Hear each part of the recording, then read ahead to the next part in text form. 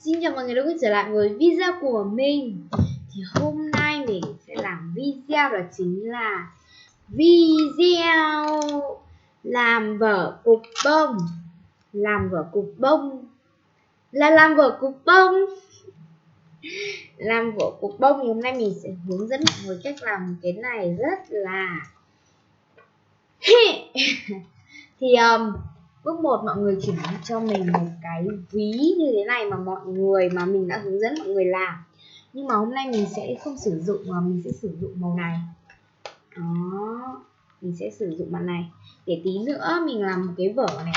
Đó, mình dán cái túi ở trước này mọi người để mình đựng bút vào luôn, vừa vở vừa đựng bút. Mọi người thấy mình sáng tạo hay không? Và mình có một cục bông mà mình đã kiểu như là làm hình màu galaxy và có một bạn Doraemon mini ở đây đang đánh bóng chạy chiu. Ok, thì bây giờ mình sẽ cùng bắt tay vào luôn nha. Và không để thiếu chính là quyển vở này và giấy, băng dính hai mặt, bút và kéo tất kẻ các kiểu con là điểu nha. Trước hết thì mình sẽ ăn kiểu pro để cho cái mồm của mình nói thanh thoát và hay hơn.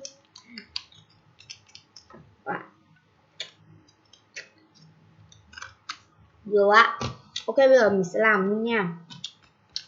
Cũng giống như là cái bước mà chúng ta làm bọc vở. Cái vở ở đây.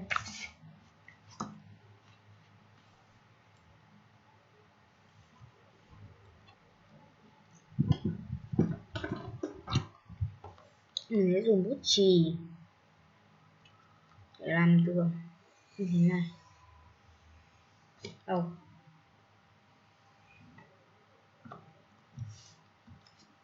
Bây giờ mình sẽ dùng cách để mình dùng kéo để cắt ra nha. 1, 2, 3.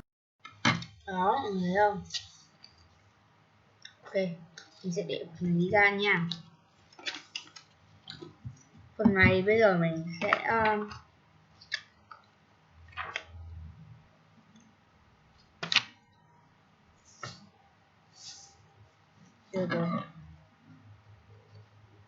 cắt cái góc một tròn, mình sẽ dán lên. Mình sử dụng băng keo hai mặt để nó dán lên.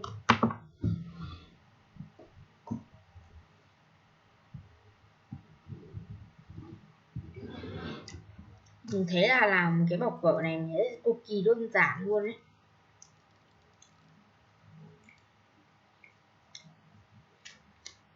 Kiểu nó gọi là sâu đơn giản.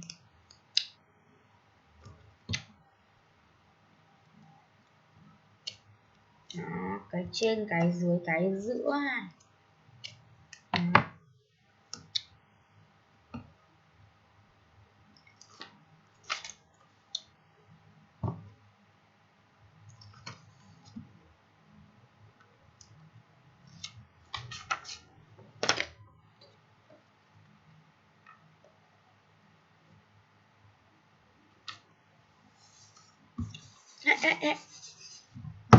Ok, thì bây giờ nhiệm vụ tiếp theo của mình là mọi người thấy gắn cái này đẹp hơn hay là gắn cái này đẹp hơn? Mình thấy mà gắn cái này nó quá là to, thôi mình sẽ gắn cái này. Nhưng là ý định đầu tiên của mình là định gắn cái này vào, nhưng mà sau khi đo mình thấy là nó quá là to, nên là mình sẽ gắn cái cục bông này vào, sau đó vẽ ở xung quanh ha, các kiểu.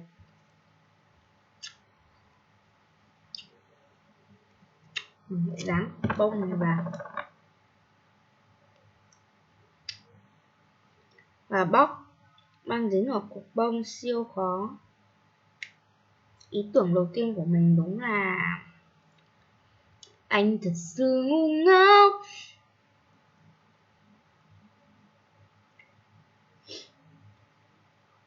Trời ơi, tôi không bóc được. Ít ra là mình nên dán ở cái phần giấy trước.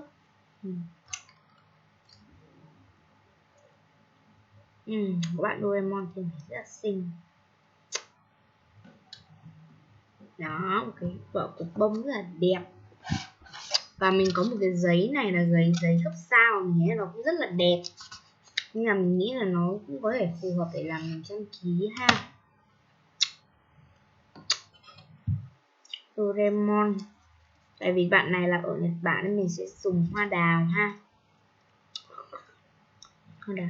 Mùa xuân xanh có hoa anh đào, mùa xuân xanh có hoa đào anh. Đó, mình có thể dán lên đây kiểu ha, mà rất là nhiều kiểu rồi.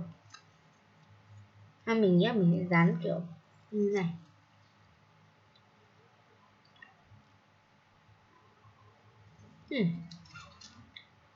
Thôi bây giờ mình sẽ làm những cái sticker để lên đây. Bây giờ mình sẽ đấy.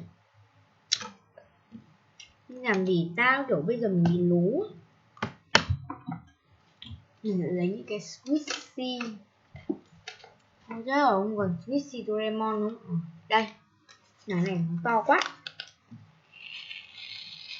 Từ từ.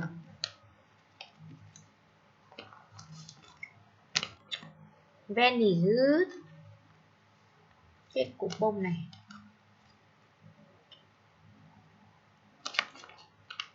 Mình dán bạn này sang cạnh một chút. Đó. Xong mình dán cục bông như này. Đúng rồi, một ý tưởng rất hay. Mình sẽ đặt đầu đề đó chính là làm vở Squishy bông. Tại vì cái này là nó vừa có Squishy vừa có bông. Để vuốt bông. Cái này là cả hai cái này đều làm xả spread luôn mọi người.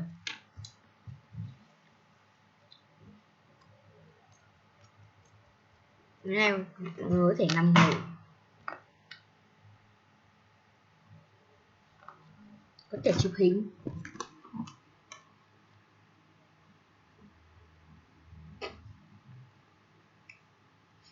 Và bây giờ mình sẽ ký tên vào đây. Mỗi khi mà mình làm là mình toàn ký tên. Nếu mà mọi người thích mình làm bọc của BTS, mọi người comment hoặc là mọi người ủng hộ video, những cái video về lớp học siêu sao của mình nha.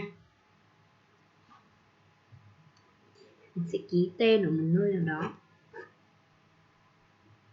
không bị nhầm lẫn. Đó.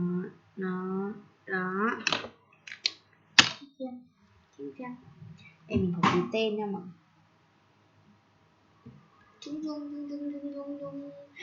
Trượt ra.